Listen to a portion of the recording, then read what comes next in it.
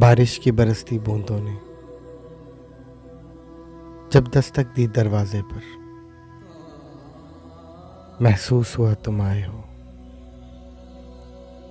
انداز تمہارے جیسا تھا۔ ہوا کے ہلکے جھونکے کی جب آہٹ پائی کھڑکی پر، محسوس ہوا تم گزرے ہو، احساس تمہارے جیسا تھا۔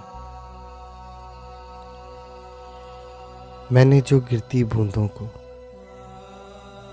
جب روکنا چاہا ہاتھوں پر، ایک سرد سا پھر احساس ہوا وہ لمس تمہارے جیسا تھا۔ تنہا میں چلا جب بارش میں،